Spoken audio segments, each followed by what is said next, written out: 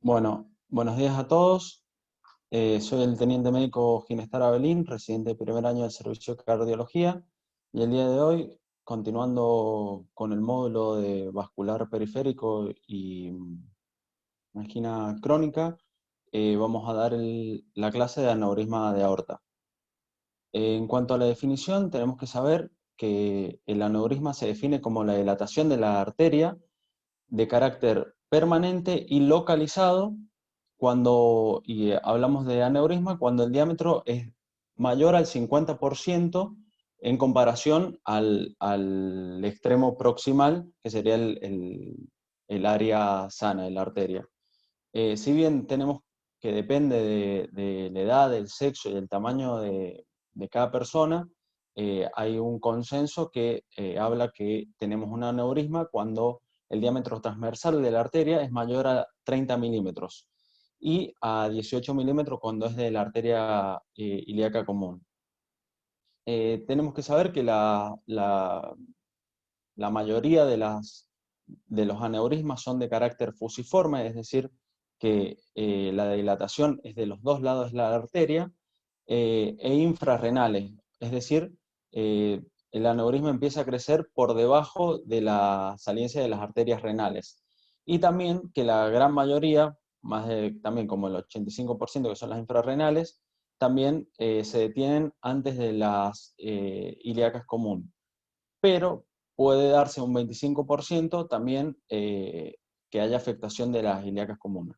Y bueno, cuando es sacular, es cuando se da solamente de un solo lado de la arteria la dilatación generando un aneurisma. Y bueno, también que, como sabemos, el aneurisma, digamos, verdadero, que son más del 80%, es cuando compromete a todas las capas de la arteria, a diferencia del pseudoaneurisma. En cuanto a los factores de riesgo, como especialidad, digamos, clínica, es fundamental conocerlos porque nos van a permitir tener una injerencia sobre aquellos hábitos que podríamos cambiar, modificar en el paciente, como así también saber los riesgos que tiene de expansión o de ruptura, es decir, de las complicaciones principales de esta patología.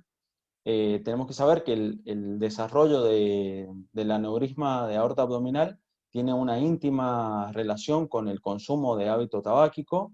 que sería un factor de riesgo modificable, ¿no? Y bueno, también el sexo masculino tiene 4 veces más chances de producir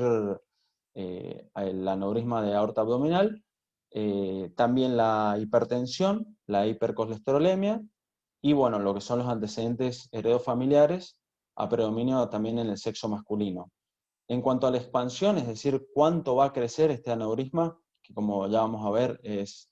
algo que debemos conocer, la edad avanzada es 1, la enfermedad cardíaca grave, que tenga deterioro de la FEI, antecedentes cardiovasculares, antecedentes de stroke, que nos va a indicar que es un paciente panvascular. El uso de tabaco también acelera severamente lo que es el crecimiento de ese aneurisma. Y también tenemos que saber que la ruptura del aneurisma es mucho más frecuente en las mujeres. Si bien tiene 4 veces menos incidencia de padecer un aneurisma, si llega a suceder que el paciente es de sexo femenino, tiene muchas más chances de padecer la ruptura del mismo. También la ruptura se ve condicionada por si tiene un BEF-1 disminuido, que luego vamos a ver que está en clara relación con los pacientes que son EPOC, que tienen patología pulmonar. Cuando tiene mayor índice de ruptura, cuando el diámetro inicial de este aneurisma es mayor al diagnóstico, está mediado también por la presión arterial media, es por esto que decíamos que teníamos que controlar la presión arterial del paciente. Bueno, de nuevo, el consumo del tabaco y los antecedentes heredofamiliares. Y también, bueno, si bien son menos frecuentes estos saculares, son aneurismas asimétricos y tienen mayor riesgo de ruptura porque toda la presión se ejerce sobre un solo lado de la pared y no sobre los dos como se da en la fusiforme. Y bueno, es importante conocer esta expansión. ¿Por qué? Porque eso nos va a indicar qué riesgo anual de ruptura tiene en cuanto al diámetro, ¿no? Entonces, eh, si tenemos un diámetro menor al 4%, a 4 centímetros, sabemos que es casi cero, hablan las guías del riesgo de ruptura al año. Si tiene entre 4 y 4,9 es de 0,5, y acá viene el tema de que a partir de 5 a 6 ya se ve que puede tener hasta un 15%, y si ya pasamos a 6 centímetros, hasta un 20%. Es decir, que a medida que va aumentando el diámetro, mayor riesgo de ruptura tengo. En cuanto a la fisiopatología, lo que se da es un estrés parietal de la pared del vaso, lo que produce una infiltración transmural, produciendo que haya infiltración con una respuesta inmunológica mediada, que se liberan proteasas, colagenasas, se destruye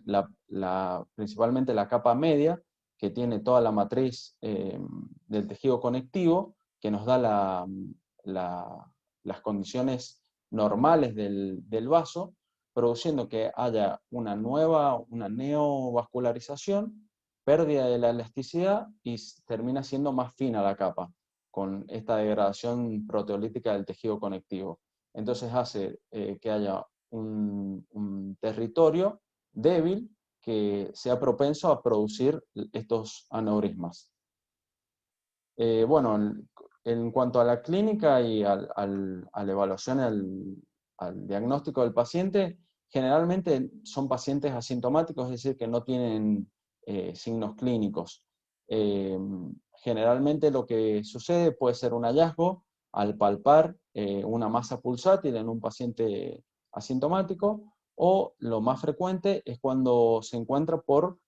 estudios, que se haya pedido una tomografía o una ecografía, una RX, que se esté estudiando al paciente por otra patología. En cuanto a la clínica, bueno, como dijimos, si bien son asintomáticos la gran mayoría, también pueden padecer náuseas, vómitos, dolor, que puede ser abdominal, si irradia espalda, palpar una masa pulsátil, bueno, que si se complica, ¿no?, tener hipotensión, nos va a llevar a la pérdida de la conciencia y al shock. Si bien estos serían en los casos de que haya ruptura, es cuando realmente es una emergencia, es por eso que es importante conocer los riesgos de esta ruptura. Bueno, como métodos complementarios tenemos bueno, la ecografía, que es el principal método que vamos a tener nosotros a disposición en el consultorio. Es un método incruento, es mucho más barato que una angiotomografía, una resonancia, como ya vamos a ver, y es el que nos permite principalmente hacer si bien el diagnóstico y también el seguimiento del paciente. Luego tenemos la angiotomografía, que bueno, lo que nos hace es, con contraste, nos va a permitir, además del diagnóstico, nos va a permitir con total exactitud determinar cuánto mide el aneurisma, desde dónde, hasta dónde es el aneurisma, si hay compromiso de las arterias renales, si hay compromiso de otras arterias. Por ende, diría que es casi que el gol estándar para el prequirúrgico, digamos, antes de decidir si el paciente tiene, una vez que ya tenga el criterio de intervención quirúrgica. Bueno, después la resonancia está bastante en desuso para lo que es esta patología, pero bueno, se daría en casos de que el paciente no pueda no pueda recibir contrastes. Y bueno, la angiografía también es más que nada en pacientes que ya que tengamos sospecha de estenosis de arterias renales, que ya hayan tenido cirugías previas y demás. Bueno, en cuanto al rastreo, ¿cuándo nos recomiendan de que hagamos este rastreo con ecografía de estos pacientes? Es principalmente clase 1A, cuando tenga un paciente masculino mayor de 65 años que fume o que haya fumado. También cuando tengo en dos pacientes que tengan, digamos, un aneurisma conocido, y para hacer este seguimiento del paciente para evaluar, como dijimos, el crecimiento y también el riesgo de ruptura. Y bueno, los seguimientos van a ser a medida que el aneurisma sea de mayor tamaño, debemos hacer el seguimiento más estricto, es decir, cuando está llegando a 54 milímetros, como vemos, de 54 a 50 milímetros, vamos a hacer un seguimiento de 3 a 6 meses, mientras que tengamos uno de 40 a 45, pueden ser de 6 a 1 año, y así que nos permite tener un poco más de tiempo, pero mientras más cerca estemos del punto de corte, que ya lo vamos a ver, pero hablan de entre 50 y 55 milímetros, más seguido tenemos que hacer los controles para evitar las complicaciones que ya mencionamos. Y también, si llega a ser una paciente de sexo femenino de 60 años o que tenga antecedentes heredofamiliares de primer orden, también está recomendado el rastreo. El tratamiento médico vamos a hacerlo básicamente lo que busca, una vez que diagnosticamos el aneurisma, tenga o no criterio de intervención, lo que busca el tratamiento médico a priori es disminuir el crecimiento o enlentecer el crecimiento de este aneurisma y evitar las complicaciones que serían la ruptura principalmente. Bueno, entonces la guía nos marca que debemos hacerlo en todos los pacientes que tengamos como tratamiento no farmacológico. Lo principal sería la cesación del hábito tabáquico, que como dije es el principal factor que es modificable y que está más relacionado con el crecimiento tanto del crecimiento como de ruptura del aneurisma. También se vio, bueno, en los pacientes que además padezcan enfermedad aterosclerótica oclusiva, que bueno, debían recibir aspirina. También, bueno, era más controvertido en aquellos pacientes que no tengan enfermedad aterosclerótica, este uso de la aspirina. Bueno, recomiendan también el hecho de bajar, como es una enfermedad inflamatoria e infiltrativa de la pared, disminuir el colesterol LDL a menos del 70% con el uso de estatinas, y también el uso, bueno, de lo que son los betabloqueantes, en el caso 7 días antes, en el caso de que sea una cirugía, ya bajando el nivel de evidencia, ¿no? Bueno, en cuanto al tratamiento, cuando vaya a ser quirúrgico, después vemos cuál sería, digamos, el abordaje, qué alternativa le vamos a ofrecer al paciente. Sabemos, la guía recomienda como punto de corte, cuando hablemos de un 5,5 centímetros de diámetro o mayor, y que tenga síntomas atribuibles al aneurisma, o que el crecimiento del aneurisma haya sido mayor a 1 centímetro en el último año. Es por eso que decíamos la importancia de la ecografía en el control y en el seguimiento de estos pacientes. También cae este punto de corte de 5,5 en aquellas que sean pacientes mujeres o que tengan antecedentes heredofamiliares. Y bueno, los que son, como dijimos, cuando tenga el tipo de aneurisma que si es sacular, como dijimos, tiene la presión que se ejerce sobre solamente un lado del vaso, entonces tiene mayor riesgo. Es por eso que el punto de corte baja de 45 a 50 milímetros. Bueno, en cuanto al tratamiento quirúrgico, ya vamos a hablar un poco, pero básicamente lo que es el abordaje convencional de lo que es el aneurisma se deja para aquellos pacientes principalmente sanos, que tengan lo que se busca es la abstinencia del hábito tabáquico también antes de la operación. Y bueno, básicamente se da en pacientes que ya vamos a evaluar el riesgo de los pacientes, pero lo que evalúan es si el paciente tiene bajo, intermedio o alto riesgo. Entonces, la cirugía va para los que tienen bajo riesgo, es decir, pacientes que no sean obesos, que no tengan tratamientos abdominales previos, que no tengan EPOC, que tengan buena función cardíaca, es decir, que no tengan complicaciones intraquirófano. También tenemos desde 1991, el doctor Parodi con colaboradores empezaron a implementar lo que es el tratamiento endovascular de lo que es el aneurisma de aorta abdominal. Y bueno, si bien, como dice acá, está destinado a pacientes con alto riesgo quirúrgico o que tengan contraindicaciones de la cirugía convencional, como clase 2A del nivel de evidencia B, lo marca. Esto, bueno, se está viendo en los últimos años, si bien se sigue prefiriendo el abordaje en pacientes que sean que tengan factores de riesgo, el endovascular, también en pacientes que no tengan tanto riesgo quirúrgico, o que tengan, perdón, que tengan riesgo quirúrgico más elevado. Eh, pero bueno, todavía no está clara la evidencia y bueno, es una puja entre si es endovascular o no, por bueno, son diferentes equipos de cirujanos y demás que bueno, no está clara la evidencia.